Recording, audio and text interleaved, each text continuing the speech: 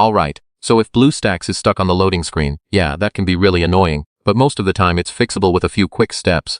Let's go through them. First, restart your computer. Yeah, it sounds simple, but it often clears temporary issues. Now open Task Manager and close any BlueStacks processes running in the background. Try launching BlueStacks as administrator to avoid permission issues. Make sure virtualization is enabled in your BIOS settings. This is very important for BlueStacks to load properly.